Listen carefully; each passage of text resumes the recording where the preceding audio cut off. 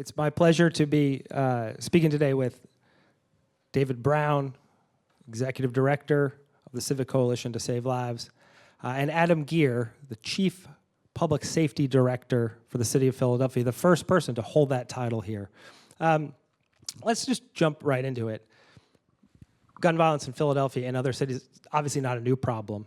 Something the city has been working to tackle in different ways for a long time. What's different about what's been happening over the past 3 years? What's the ingredient that has led to these better outcomes? Do you want to start or shall I? Please. Well, I mean, I think, and thank you for this, James. I think there's many things. As a matter of fact, I think the very presence of someone like Adam Geer, because before this Office of Public Safety did not exist, and the coalition started its work actually 3 years ago. I think that what feels different is the fact that we're working together, that there's a coordination, that there's a recognition that no one organization can do it. It's going to require that type of collaboration that will be able to move some things forward.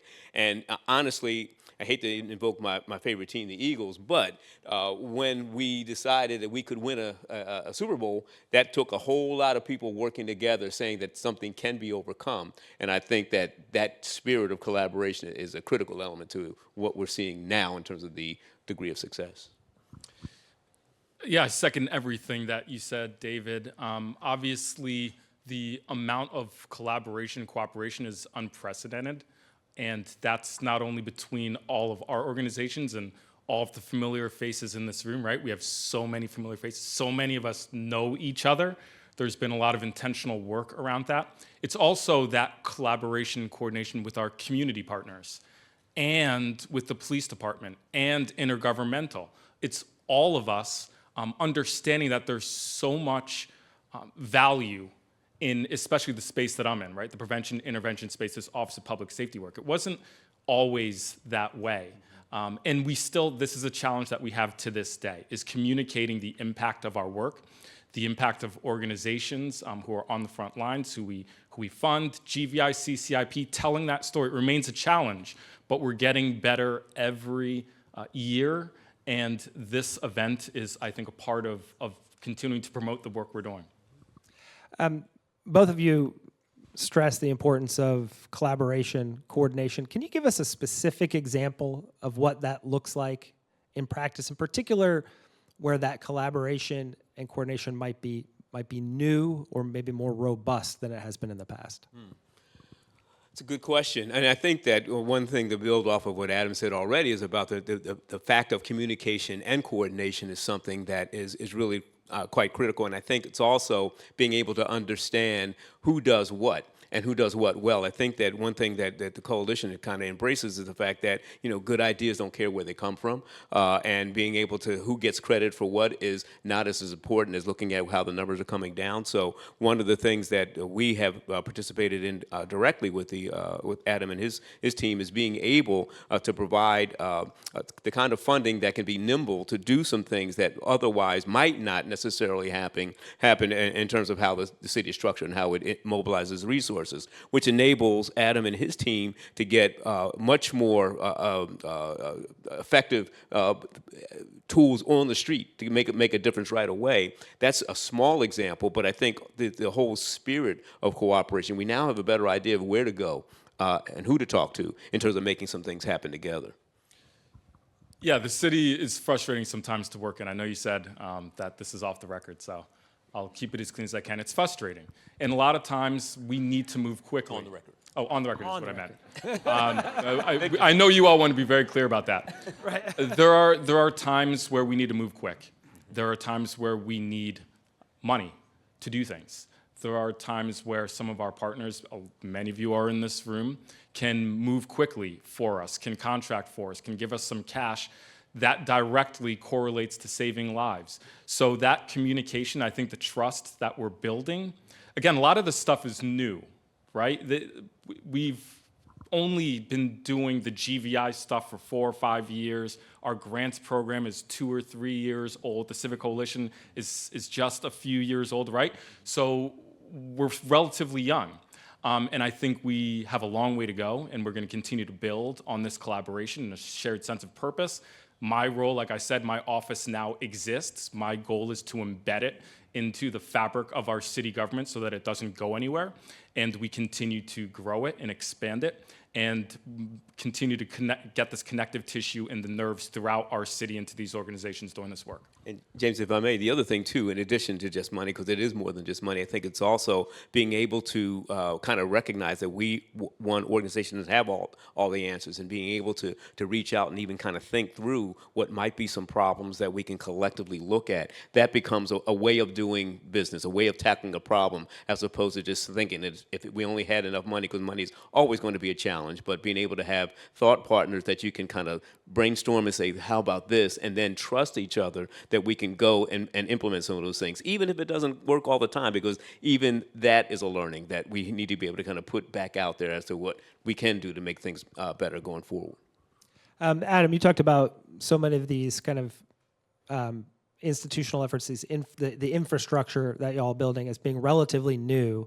I think some people might wonder, on the flip side, like, not obviously gun violence spiked terribly during the first years of the pandemic, but it was too high before. What took so long to build the kind of permanent capacity that you're both working on in the private and public sector?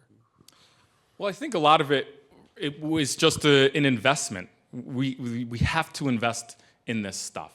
And so particularly we talk about the community groups that sprung up during and around the time of COVID, right? And some of those organizations are represented here. Then there was an investment in identification of their what they had to bring to the table by city council, frankly, and some of the leaders. And they made that initial investment of X amount of $1 million. I think it was 5. Now it's $30 million. So it's coming back to money a bit, putting money where mouth is, trying to actually fund some of these things that are working. That is why it's so important for us to continue to communicate why this work is so important, so that we can continue to be able to fund and expand these measures. So I think one of the things is just an identification that there are these great organizations and community disruptors who are already out there doing the work. The GVI program sprung up. Now we need to fund it. Now we need to tell the story as to why it's important, the lives that it's saving, so that we can continue to invest and fund it.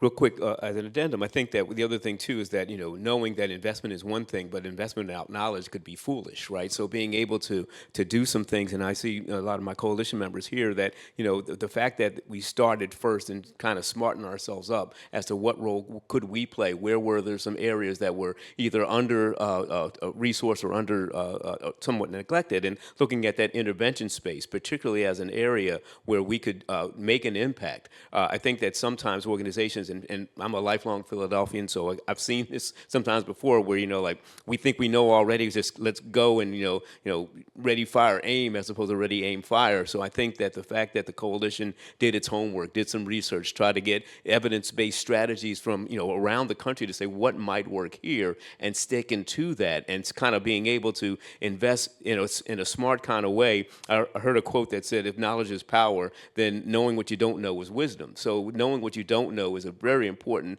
factor to try to determine what would make the most sense, while at the same time recognizing that there are other partners that are out there, so that is coordinated. So we're not staying in our lane just with tunnel vision. We're staying in our lane, seeing what else is happening, so the coordination can happen to be as effective as possible with limited resources. 2021, everybody knows the numbers, right? 562 homicides.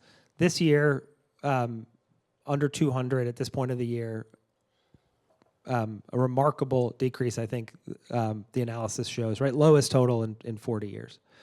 When you look ahead to driving that number down even further, is it a question of scaling what you're already doing, or will that next phase require some new strategies to deal with maybe some harder cases? Does that make sense? Yeah, it does. Yes is the short answer. We have seen, and this is sobering, we've seen that a lot of the trends in our homicides in terms of demographics are going down. One area that it is going up is intimate partner violence, domestic violence.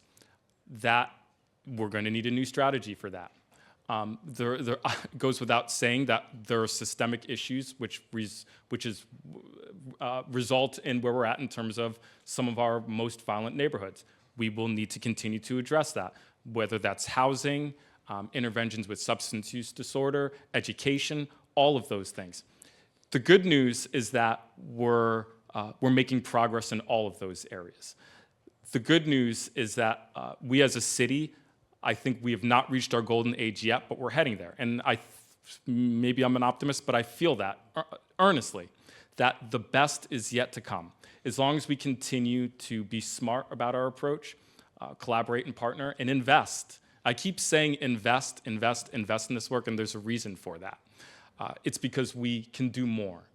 We can do more, but it's gonna require that investment. And I would say too, James, I think that the thing to keep in mind, we keep using this analogy about, and I think the police commissioner mentioned that if you've got the wind to your back, keep going. Or now that you're going forward, put your foot to the pedal. I think that even has to be strategic, because if you put your foot to the pedal in the wrong kind of way, you can fly off a cliff. So being able to kind of recognize that strategically what we're learning in terms of the shift in terrain, because you're absolutely right, the numbers are historic, which is great. And I think even as we started to introduce this, none of us are talking celebratory language. One murder is one too many, so we understand that, while at the same time recognizing, as Adam said, that things are going to shift. And we've seen in other cities, right, that if you take your eye off the prize, that will shift right up. And it's also pretty amazing that to see where we are right now, particularly in Philadelphia, where SEPTA strike was threatened, there's been federal shutdown, there's been a budget impasse, that in the highest risk communities, that could be even more aggravating and exacerbating in terms of the situation. So I think, too, learning how to do the steering in the middle of a hurricane can only inform our path going forward, because I think that if we don't do anything but learn from what we've already done, not applying the same tactics, because that has to change, and as Adam said, investment is key, but smart investment is critical.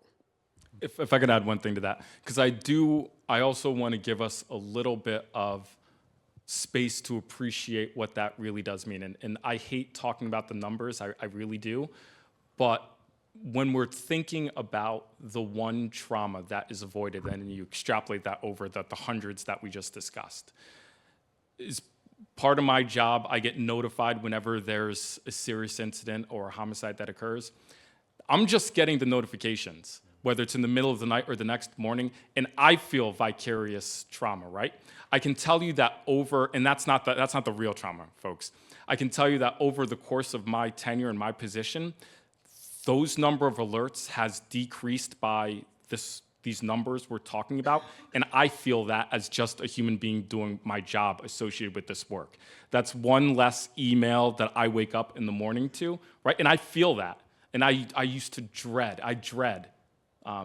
those notifications. So I also want to lift up how what we're talking about here is saving lives that are attached to families, that are attached to communities, and what that means for the collective psyche of our city. Let's talk about the investment that you've both articulated is so critical going forward. One of our colleagues, Trip Brownlee, he'll be moderating the next panel, just did some reporting from the Cities United conference, looking at success story up the road in Newark, where the city decided to take some funds that had been going to the police department and put them into the prevention and intervention. City of Columbia, South Carolina, in a very red state, the police department saw community programs being effective and diverted more resources to them. Is that something that you would support if necessary here in Philadelphia, is taking, when we get to brass tacks, from the police budget to put it in community safety? We're doing the best we can with what we have, and I'm not going to sit here and talk budget. Although I did just tell you that we could do more if we had more, right? And that's just the reality of it. Though the police department, under this current leadership, first of all, there's no light in between me and the police commissioner, which is, I think, an amazing place to be in terms of our prevention, intervention, and enforcement work. But they're making do with their investment. The clearance rate of homicides is something like 82%. I'm sorry, it's close to 80% now is the clearance rate for homicides. When I was a homicide prosecutor, it was about 30% or so. So what we're talking about is the small number of folks we know are committing the most violent crimes, right? It's a small number, and we're making better arrests. We're making more arrests into that group, meaning that they're not having more shootings on the street, right? So they're helping in a really significant way, and they're making do in some of these investments. And we have to work towards, as a society, as we move forward, determining where our money is going to go, and hopefully we're making these smart investments that we're talking about. Yeah, I would say just very quickly on that is that, and I completely agree with what Adam said, that no light in between the commissioner and his office.